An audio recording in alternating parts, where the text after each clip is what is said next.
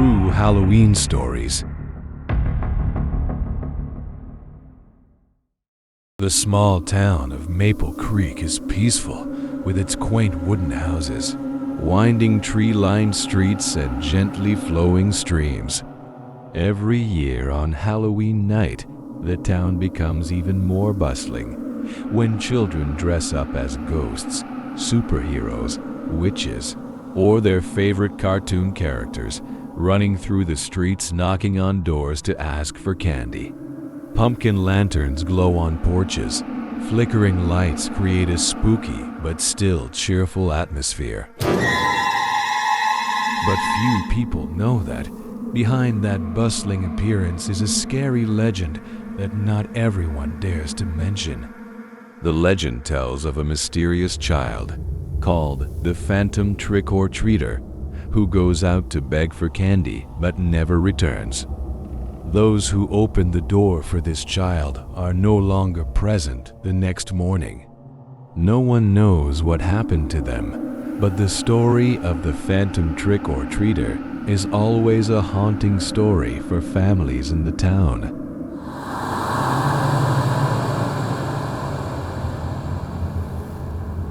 The Thompson family, who had just moved to Maple Creek that summer, had never heard of the legend. They were excited to hear that Halloween was special and fun there. Tom and Lisa Thompson, along with their young daughter Emily, prepared to decorate their house and buy a big bag of candy for the trick-or-treaters. The Thompsons' house was at the end of a quiet road, close to the edge of the woods. The house was old but cozy. Lisa had meticulously decorated every corner with colorful pumpkin lanterns and fake spider webs. Tom was busy arranging candy in a large bowl on the front door, ready for the kids to come knocking. Halloween night came. The atmosphere in the town became more bustling than ever. Emily, dressed as a princess, happily ran around the house, eagerly waiting for the children to knock on the door to ask for candy. Laughter and shouts of "trick or treat" echoed everywhere, bringing an indescribable feeling of joy.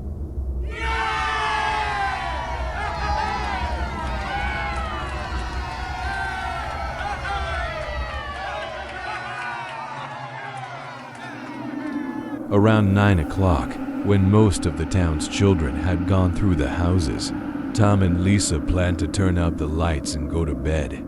But just then, there was a knock on the door.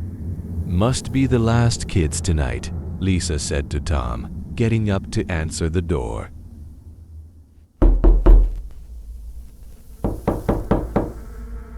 When the door opened, Lisa couldn't help but be surprised to see a child standing there. The child was wearing a long black cloak that covered his entire body, and on his face was a blank white mask with no expression. "Trick or treat."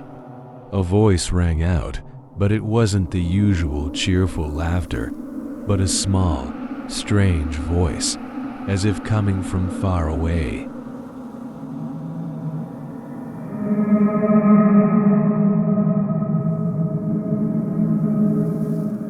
Lisa smiled, took a handful of candy from the large bowl, and dropped it into the child's bag.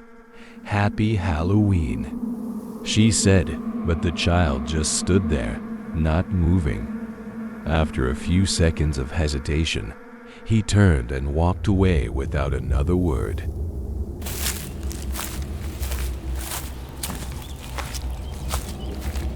Tom, sitting far away, sensed something was wrong.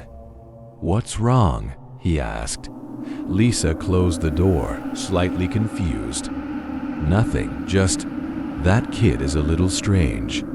Not long after, an eerie feeling began to pervade the house. The lights in the living room flickered, then went out. A cold wind blew through even though all the windows were closed.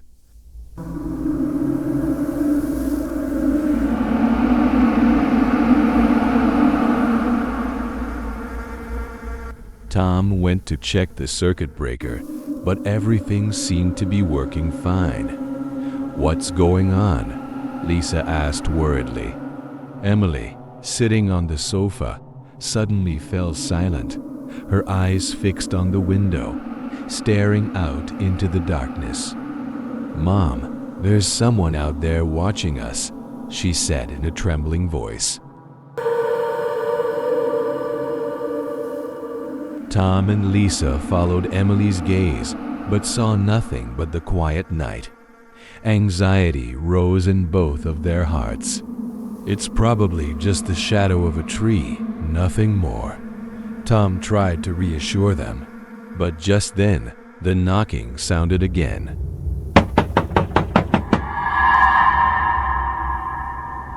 Lisa's heart pounded. She didn't want to open the door, but she felt an inexplicable urge. When she slowly opened the door, there was no one standing on the porch, but a small bag was lying neatly on the doorstep. She bent down, picked up the bag, and opened it. There was no candy inside, but an old piece of paper. Written on the paper in black ink was, "It's time." Panic filled the house.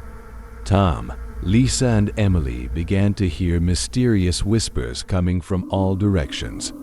The knocking continued incessantly, but every time they opened the door, they found no one but darkness.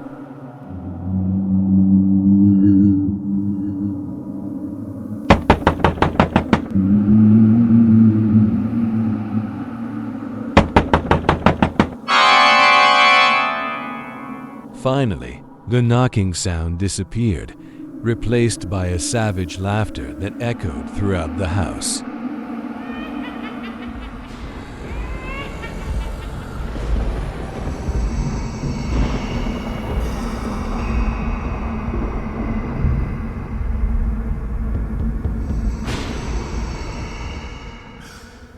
They didn't know what to do, so they just crouched in the living room, holding hands.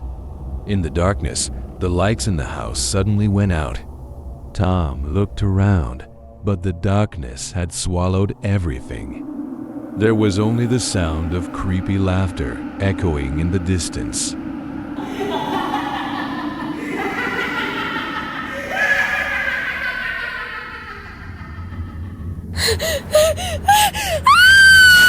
The next morning, when the neighbors came to the Thompson house, they found no one answering their knocks. The door was ajar, and the house was empty, with no trace of the Thompson family. Only the jack-o'-lantern still smoldered, a warning to all that the phantom trick-or-treater had returned. The town of Maple Creek was silent, and the story of the mysterious child continued to haunt every Halloween night.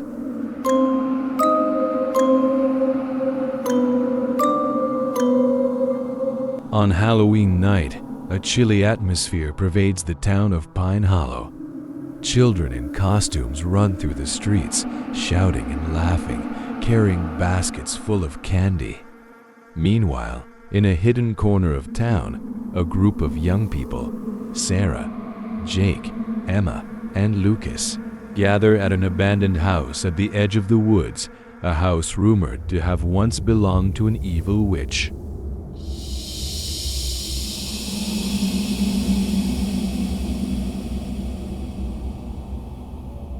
Legend has it that the witch Morgana was burned to death centuries ago by her fellow villagers on suspicion of using dark magic to curse the town. Before her death, she vowed to return every year at the witching hour around midnight.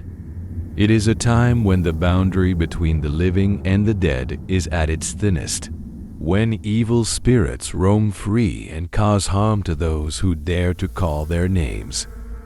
Sitting around a small candle, Sarah, Jake, Emma, and Lucas excitedly discussed the plan. "We're going to perform the ritual to summon Morgana," Sarah said excitedly, though there was a hint of fear in her eyes. Jake smiled and agreed. "If we do it right, something might happen. But remember, it's just a legend." Emma, the shyest of the group, was nervous. She had heard many scary stories about this house and about the witch Morgana. However, not wanting to be seen as a coward, she agreed to join. Lucas, who had always loved horror stories, could not hide his excitement. He was the one who brought an old book on magic that he found in the library, a book that promised to contain the ritual to summon Morgana. As the clock struck 11:30 p.m., the group began to prepare for the ritual. Lucas opened the book and found the page about the witch Morgana. On the yellowed pages, strange ancient writings described how to summon the spirit. It required a circle drawn in chalk, a black candle, and all participants had to recite an ancient spell at the stroke of midnight, the witching hour.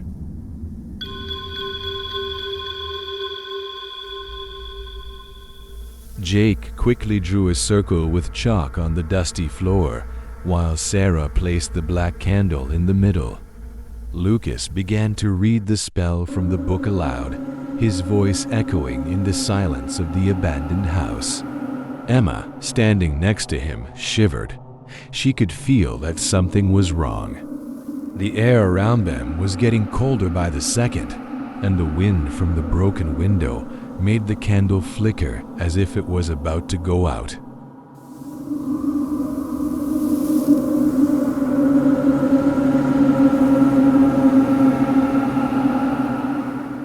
When the clock strikes 12, we will say this spell again, Lucas said. That's when Morgana's ghost can hear us.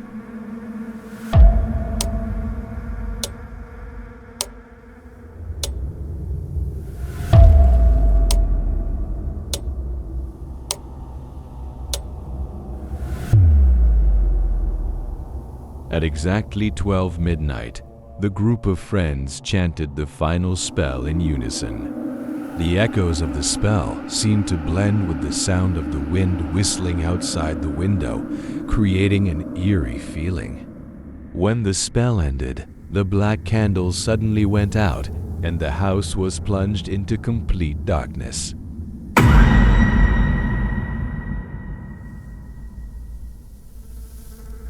"What the hell is that?"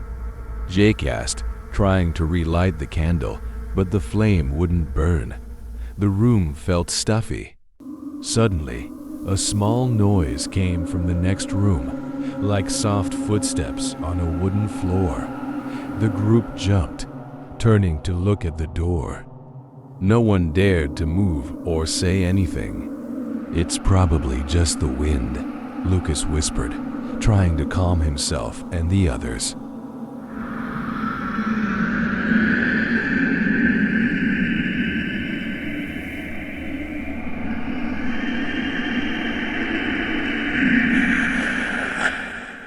But then, a sinister laugh rang out from the darkness, causing the group to freeze.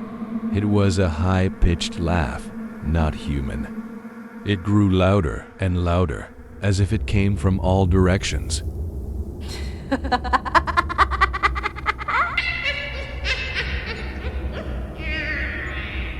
Emma shouted, "We have to get out of here." She tried to run for the door, but as she got closer, the door slammed shut with incredible force, as if an invisible hand was holding it down. No one in the group dared to go near the door again. "This isn't a joke anymore," Sarah gasped, her voice shaking. "We did something wrong." Lucas, though trying to appear calm, showed his fear. We summoned something."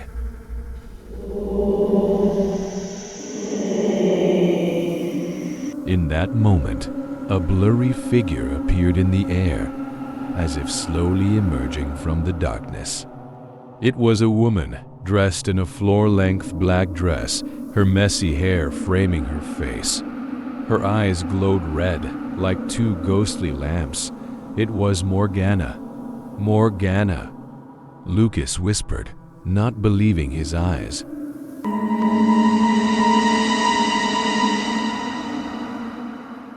witch Morgana said nothing, just approached them, slowly, step by step. The air around them grew so cold that their breath turned into white wisps in the air.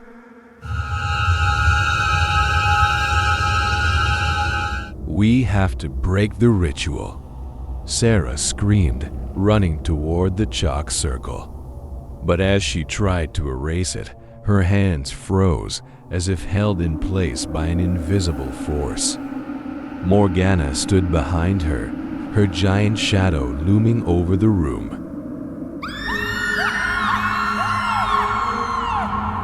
Emma trembled, trying to scream, but no sound came out.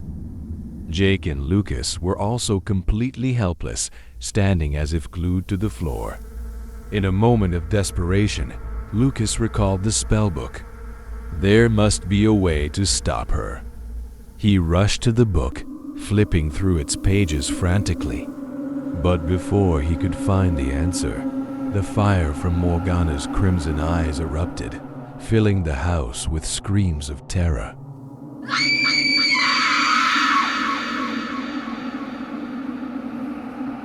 In a moment of desperation, Lucas recalled the spellbook.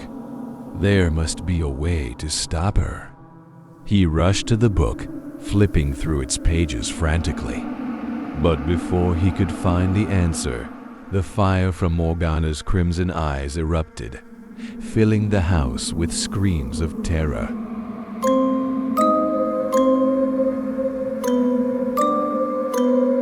Every Halloween, the town of Windy Hollow comes alive with the biggest Halloween festival in the area. The highlight of the festival is the Haunted Hayride, a horse-drawn carriage ride through the dark, dense woods where actors dressed as ghosts, ghouls, and other scary creatures jump out to scare visitors. Every year, residents and tourists from all over flock to join this exciting and spooky ride. This year, a group of young people including Jason, Emily, Claire, and David decided to go on a hayride like every year. They were prepared for the scares of the actors, but what they didn't know was that this year's ride would be unlike any other.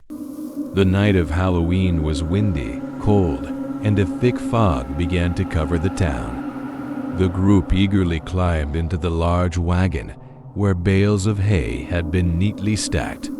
The wagon was pulled by two large black horses, and the driver was an old man with a stern face and a long black cloak. "Ready to go?" the old man asked, his eyes shining strangely in the moonlight. "Sure," Jason laughed, not noticing the uneasiness in the old man's voice. The group laughed, unconcerned. The carriage began to move, its wheels creaking as it rolled over the winding dirt roads, taking them deeper into the forest. All around, the air became strangely quiet, the only sounds being the howling wind and rustling dry leaves. The road grew darker, the surrounding trees twisting like black hands reaching out from the darkness.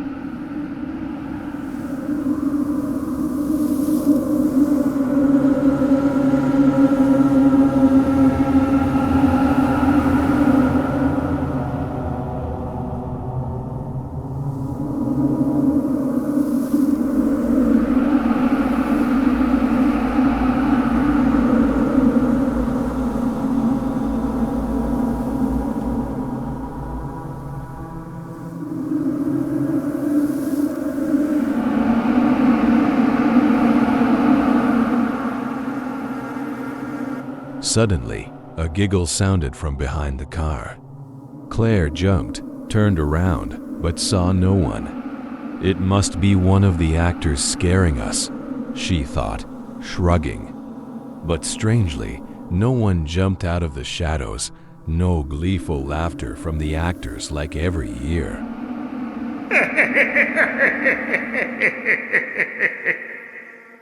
"Something's wrong," Emily whispered, her eyes anxiously looking ahead, where the fog was thickening. "Why isn't anyone scaring us? Don't they do this every year? Jason tried to reassure her. They're probably waiting for us to go deeper into the woods. Take it slow, we'll get scared out of our wits.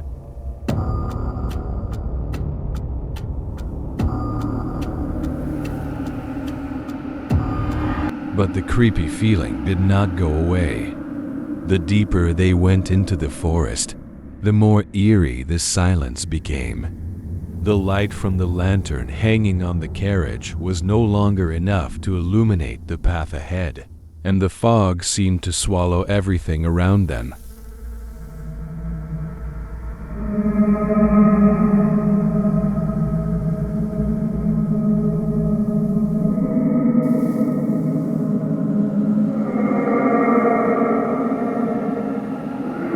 Suddenly, the carriage stopped. For no apparent reason, the horses stood still, no longer pulling the carriage. The old man driving the carriage said nothing, just stood there silently. "What's going on?" David asked, trying to see through the mist. The old man just stared ahead, then slowly turned his head to look at his friends with a blank gaze. "Here we are," he said calmly. "Where?" Jason asked, his voice starting to crack with worry.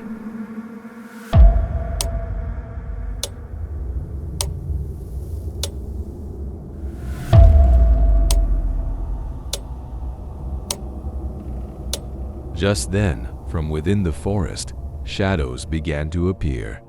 At first, they were just vague shadows, but then they became clearer. Ghosts, not actors in makeup, but real ghosts, began to move towards the carriage. Their eyes were empty, their clothes were torn, and their faces were distorted with hatred.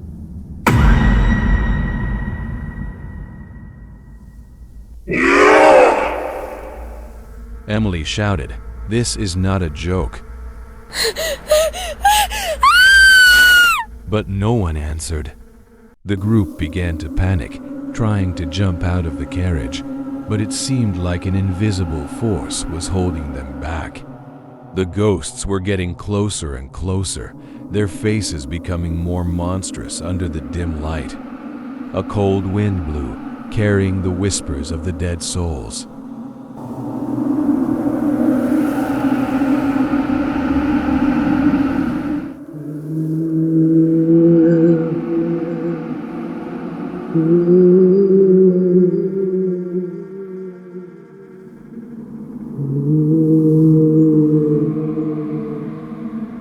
"We have to get out of here," Claire shouted, grabbing Jason's hand. The old coachman didn't move, just stood there, as if he had been dead for a long time. Ghosts began to surround the carriage, cold hands reaching out to pull them down. A feeling of dread washed over the group. David tried to push himself out of the ghost's embrace, but to no avail. "We can't stay here. We have to get out," he shouted. Finally, Jason jumped out of the car, dragging Emily, Claire, and David with him. The group rushed into the forest, running through bush and rugged terrain, trying to escape the ghosts that were chasing them. Their footsteps echoed in the dark night, and the ghosts' red eyes followed them every step. After a brief escape, the group suddenly burst out of the woods and back into town. The town was still bustling with people, filled with the laughter and cheerful music of Halloween. They looked back, but the woods behind them seemed to have disappeared. There was no sign of the carriage or the ghosts. After a brief escape, the group suddenly burst out of the woods and back into town. The town was still bustling with people, filled with the laughter and cheerful music of Halloween. They looked back, but the woods behind them seemed to have disappeared. There was no sign of the carriage or the ghosts. The group left the festival in a hurry, and from that day on, none of them mentioned the hayride again.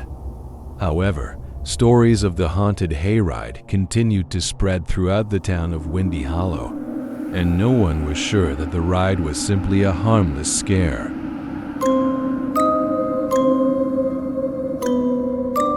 Hollow Creek is a small town surrounded by hills and pristine forests. Every fall, the cold air begins to creep into every alley, and the yellow leaves spread across the streets. However, when Halloween night comes, the town becomes completely different. People always tell ghost stories surrounding Hollow Creek, but none of them are as scary and haunting as the ghost of Hollow Creek.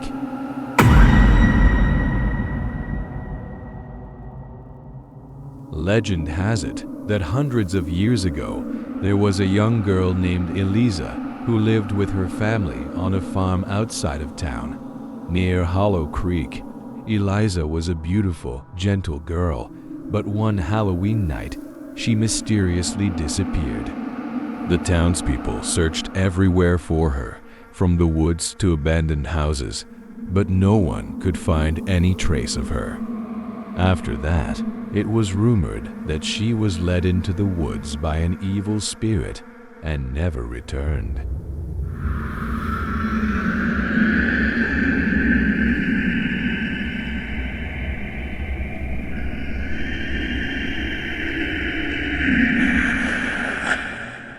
Since then, every Halloween night, the people of Hollow Creek believe that Eliza's ghost will appear at the stream where she disappeared, calling out to anyone who dares to come near. Those who hear Eliza's voice will be swept into the stream and disappear like her, becoming part of the curse forever. On Halloween night, a group of friends, Jack, Lucy, Ben, and Rachel, decide to test the legend. They have heard about Hollow Creek and the rumors of Eliza's ghost since they were young, but none of them have ever dared to go to the creek on Halloween night. All the warnings from the townspeople have been ignored. The group believes it is just a story to scare children, and they decide to find out the truth. That night, the wind blew hard through the woods, carrying a chill in the air like a warning. Jack led the group, flashlight in hand, into the woods toward Hollow Creek. Lucy and Ben tried to act strong, but couldn't hide their anxiety, and Rachel, even the bravest of them, sensed something was wrong. "Are we really going to do this?" Ben asked, his voice low and worried. "It's just a fairy tale," Jack replied, trying to reassure his friends. "There are no ghosts or spirits. We'll go to the stream, sit there for a while, and then come back." As the group approached the stream, the atmosphere grew heavier. Under the dim moonlight, the waters of Hollow Creek sparkled strangely. The water was calm, without a ripple, but everyone felt that there was something unnatural about the stillness. The group sat by the stream, listening in silence. They began to talk about the legend, but gradually the conversation died down as the atmosphere became more eerie. The sound of the wind blowing through the trees suddenly disappeared, replaced by an eerie silence. Suddenly, a soft voice rang out from the stream. "Help me!" Rachel jumped. "Did you hear that?" she asked, her eyes looking toward the water in panic. Ben nodded, his eyes wide with surprise. "That's Eliza's voice."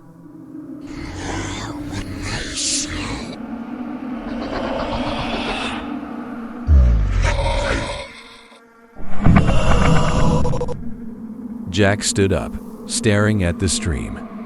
"It can't be, it's just the wind." But then the voice spoke again, this time clearer. "Help me! Someone help me!" Lucy trembled, clutching Rachel's hand. "We should get out of here." Before the group could move, the water began to swirl. From the middle of the stream, a blurry figure slowly emerged. It was a girl with long flowing hair, her face as pale as mist. Her eyes were empty, her hands outstretched as if asking for help.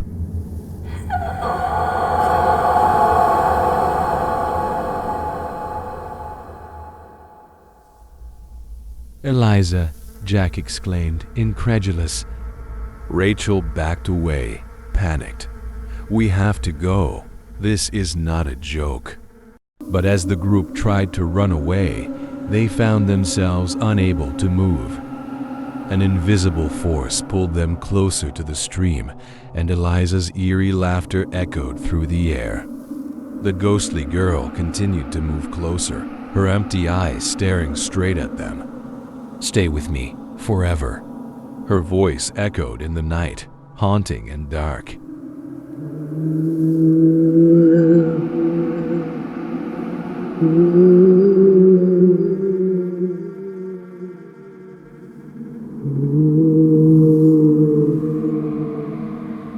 Helpless and terrified, the group was slowly drawn into the swirling waters of Hollow Creek, disappearing beneath the surface in utter silence.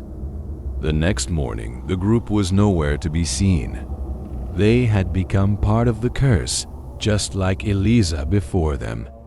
The legend of the ghost of Hollow Creek continued to spread, and no one dared to go near the stream on Halloween night again. 4-0.